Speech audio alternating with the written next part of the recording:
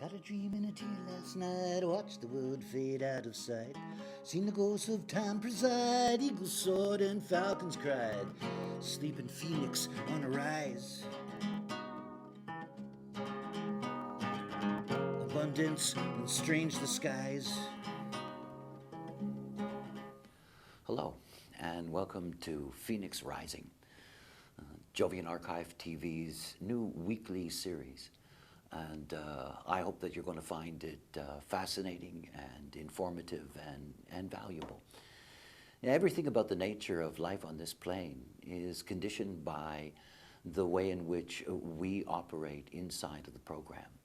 And when I speak of the program, I'm really talking about the influences that are there, the construct that is there that moves us forward. We're actually living at the end of a great global cycle, a cycle that began in 1615. That cycle, known as the cross of planning, is what has been the background frequency for evolution and the development of our civilizations over approximately the last 400 years.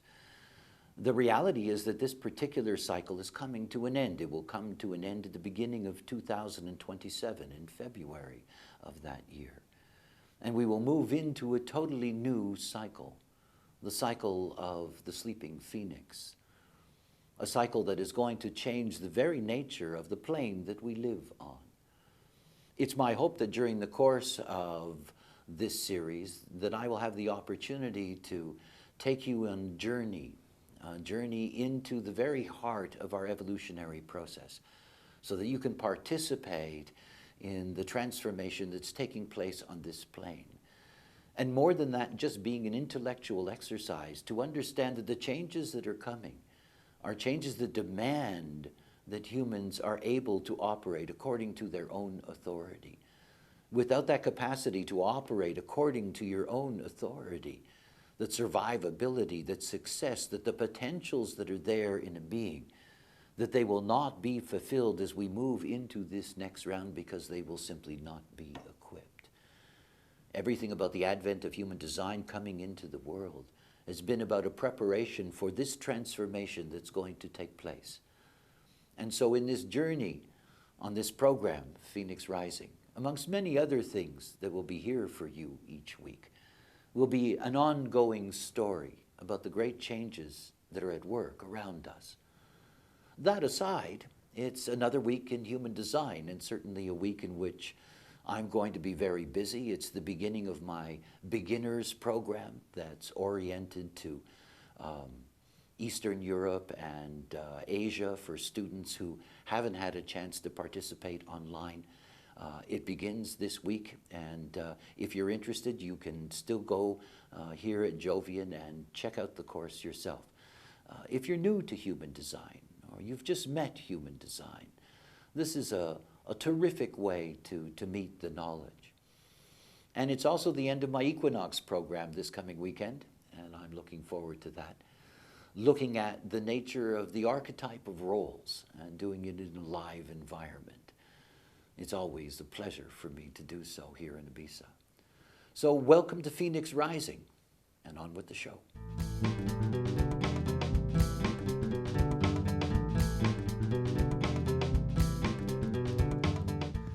2027. I definitely look forward to being there and feel this shift in the background frequency. I mean, this word frequency has been around my ears for very long, but being an experiential person, I guess I had to develop my sensitivity to them and see that they don't belong to the world of the tangible, but they're real. And especially when we talk about the field of awareness, which is where we can get the best out of our human experience. So 2027, I'm just very curious. But then let me start by what seems obvious to me. I'm going to be 50 this month of December that's coming, is that since I grew up and became aware that the world is a place full of problems, and those problems did not get better. If anything, they grew and became worse. And there is a, you know, I'm a 1-3, so there is a pessimism to my experience, and I can feel how the spirit of humanity itself is becoming more and more pessimistic because nobody's coming up with anything that's new. And, you know, as time passes, the misery on the world grows bigger. So that's just the obvious for me, that there is a decay to something that once held a promise for all of us. I mean, and when I mean all of us, I mean for humanity as a whole. That's how we got here. So there is this transition from something that we got so accustomed to for 400 years that, you know, for most of humanity, it is unthinkable.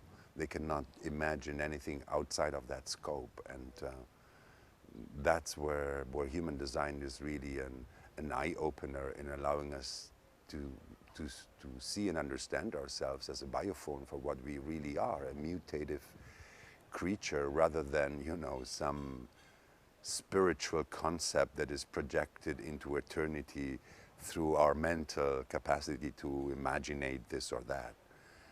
And yeah, when you look at the reality of the world and what's happening, it's very eye-opening. And of course, I was just pondering myself, you know, what good does it do, human design? Because it's not like knowing this is going to prevent those changes, those evolutionary changes from taking place. Basically, what it allows is that, first of all, you know, I'm not worried, you know, and I am not concerned that I'm not going to see all of it, you know, that basically whatever comes is not something that is going to have a deep personal impact on my life.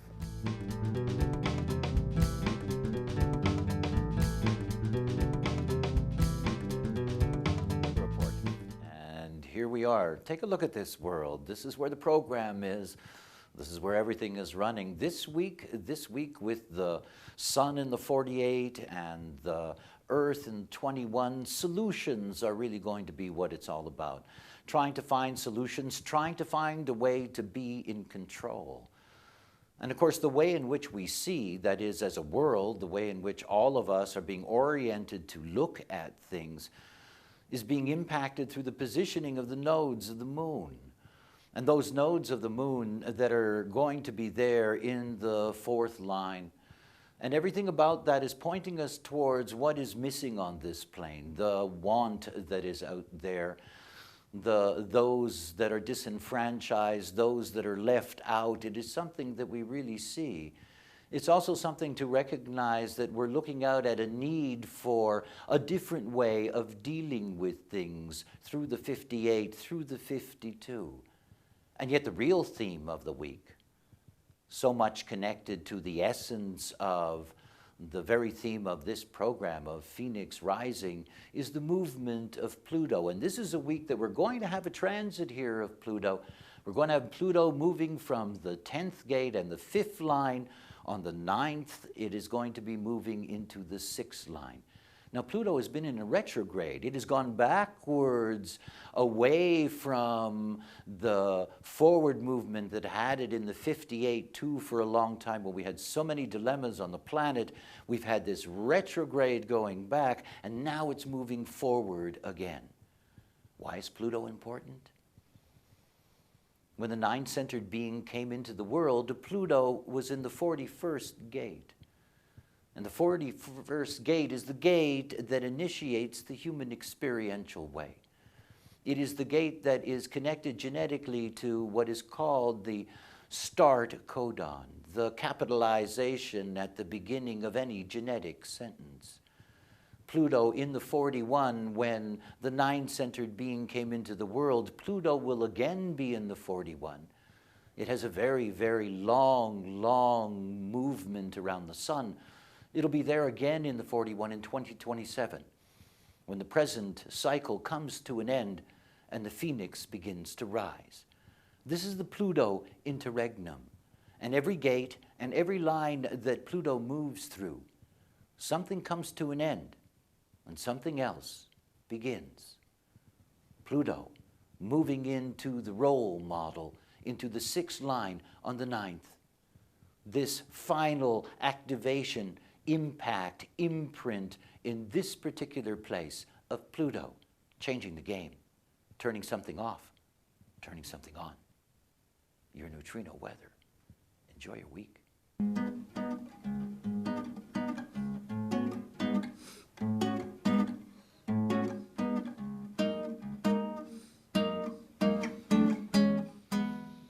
I hear it all the time.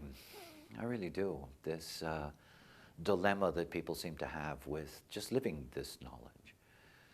You know, there is so much concern about, well, I need to know this. I have to know what my this is and my that is. I need to know my profile and my cross. I have to understand how the spleen works. And it goes on and on and on. And it isn't as if that information isn't of importance or isn't of value. It is. But it's not the point about how you live this knowledge. I mean, from the moment that I introduced human design, I introduced it as an experiment. It's an experiment. It's not my experiment, it's your experiment, or potentially your experiment, and it's the only way to live this knowledge. You experiment with your strategy and authority. It doesn't matter at what level that I teach human design. It doesn't matter how deep I go into the knowledge or into the various places that the knowledge leads. It always comes back to the surface. It always comes back to the same thing. Everything about the nature of being able to live this life as yourself with all the possibilities that come to it is rooted in you living your strategy and authority, freeing yourself from your mind, making decisions for you based on conditioning, based on what you're not.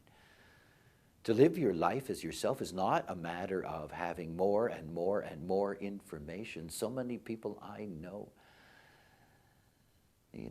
they spend so much time studying as a way of avoiding the truth. This is not about, collecting data. It's about living correctly as yourself. It's the most extraordinary thing. And it's at the very core of this knowledge. This knowledge is about the simple, but it's the simple that's not easy. It's simple, your strategy and authority. Truly, it is a simple thing. And truly, it works. But easy? No, it's not easy. And the only way that it will become something that is easy for you as you enter into this experiment, like learning how to ride a bicycle, that moment by moment and breath by breath, it becomes your natural way of living your life. Don't worry about all the this and that's. The education that you think you need before you have what you need to be you. Don't get caught in that trap. Just follow your strategy and authority. It's your experiment. See where it takes you. Got a dream in a tear last night, watched the world fade out of sight. Seen the ghosts of time preside, eagles soared and falcons cried. Sleeping phoenix on a rise. Abundance and strange the skies.